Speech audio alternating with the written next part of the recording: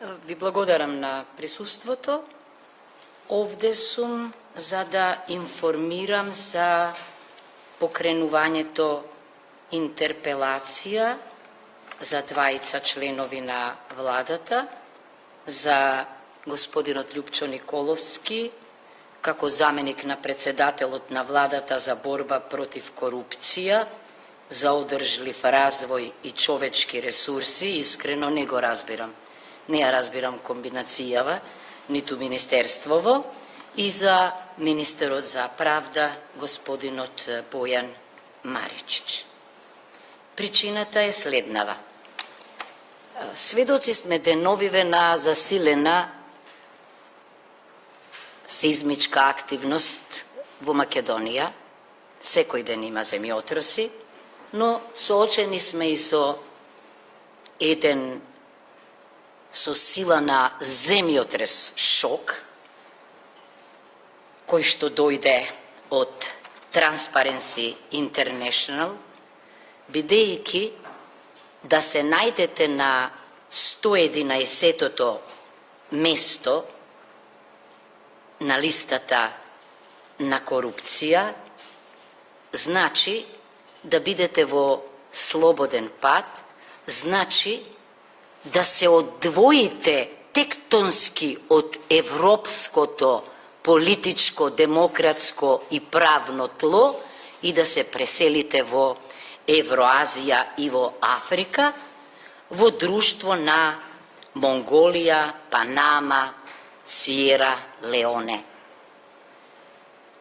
Може би е ова момент за катарза, зошто го велам ова, оти сличен феномен може само во литературата да најдете, кај Данте Алигиери во Пеколот.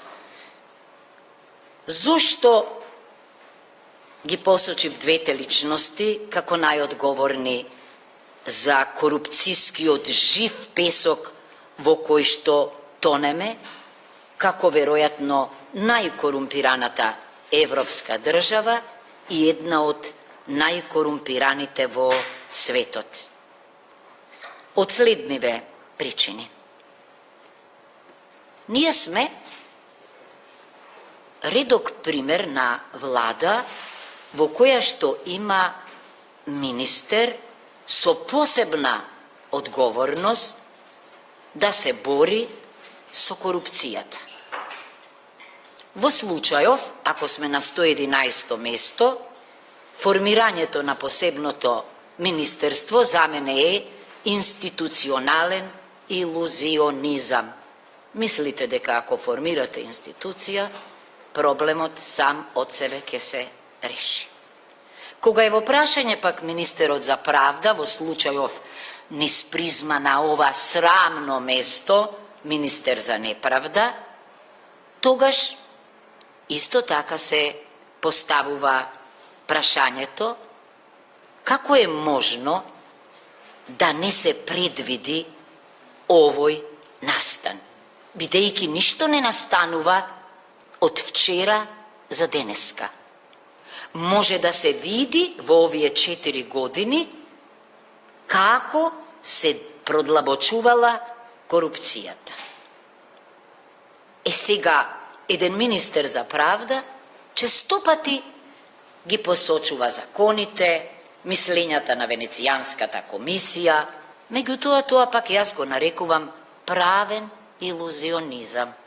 Дека ако превземете членови од другите регулативи европски, со тоа сте го решиле проблемот. Да заклучам.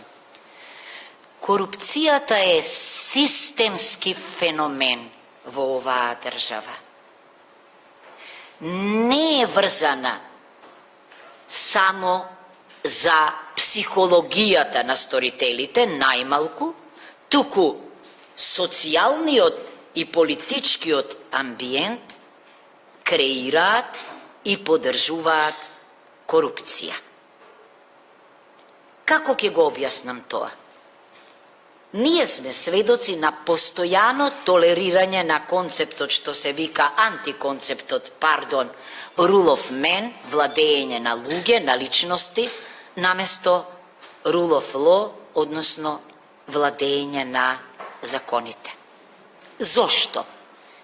Zato što imame filozofija na nesankcioniranje.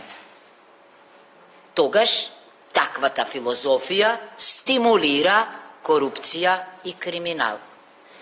Filozofija na nepokrenuvanje ili neodgovaranje na inicijativite na specijaliziraniot organ za borba so antikorupcija, državnata komisija za antikorupcija, koja što otvoreno kažuva deka samo 1/3 od nezinite inicijativi je procesuirana. Nije imame država koja što se narekuva partijska, vo koja što statusot se zaslužuva ne so znajenje, ne so integritet, ne so dignitet, ne na konkurs, tuku so partizacija i politizacija. Državnata i javna administracija. Treba li da ve podsetuvam deka namesto da bidat sankcionirani brojni direktori na agenciji, na regulatorni tela, na javni predprijatija, samo jasmenija lokacijata. Vo druga država tije bi ja izgubile možnost za opredeljeno vrijeme da ja vršat ova funkcija. Da ne zboruvam za predupredovanjata od koji posledno to ne odamna, neli, na holandski od ambasador, koji točno go detektira naša ta Ahilova peta. Ne dobrososedskite odnosi, tuku korupcijata i kriminalot. Najvažniji od element na prvi od klastere vladenje na pravo. Najvažniji od element ili kriterijum kopenhagenški je vladenje to na pravo to. Nego go nema. Nemam deneska namera, site se iznaslušav medenovive so pravo, koliko slučajina visoka korupcija vopšto ne samo što ne se sankcionirani, tuku ne se ni spomenuvat.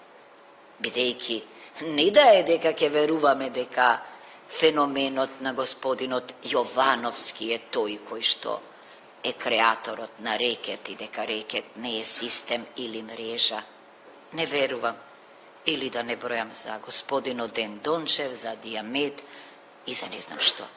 Dodadete go na toa aktuelniot ambijent, javna soba, da ne upotrebam jedna druga imenka, kade može da se sluči vakov fenomen javna soba, međutim, isto taka moram da kažem deka i protestite denovive vo slučaju od Monstrum, jedan slučaj što ja zgovikam kako proces od Kafka, isto vnesoa golemi dilemi od tipot da li to ne je pritisok vrs sudot, bidejki presudi treba da se nosat v sud vrs javnata obviniteljka i da li to je voobičajeno, ne je voobičajeno, ama ke se setite deka naši od premijer duri vo intervju za Die Welt izjavi deka nevini luge ležat vo zatvor, deka toa ne treba da se dozvoli, toa znači deka politikata izleze od granicite na pravo, to bidejki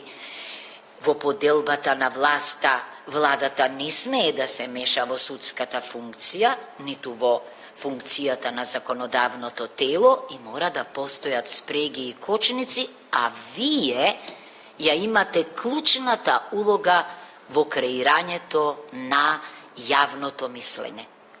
Nema da mi se nalutite.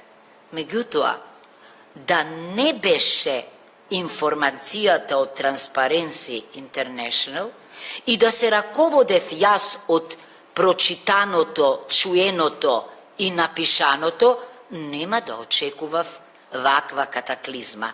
To znači deka i najvažniji od može bi faktor vo demokratijata vije kako jedan kritičen, precizan mikroskop, kako neposlušni Исто така придонесувавте на свој начин во креирањето на една слика која што не одговара на реалноста. Последната реченица не смеам без неа.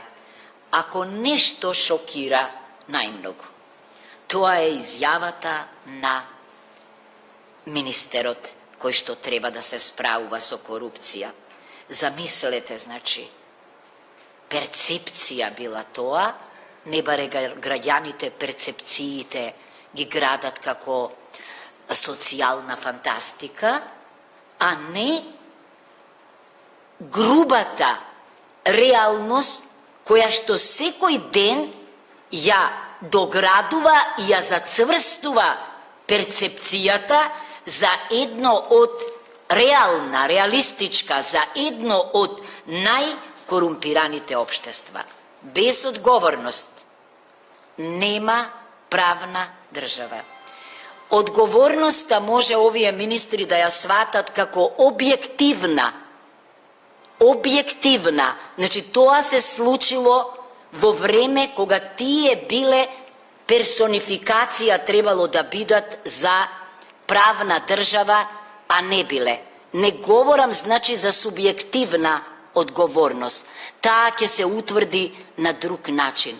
Но тоа може да биде почеток на системското решавање на корупцијата, почнувајќи од правното образование па до санкционирањето.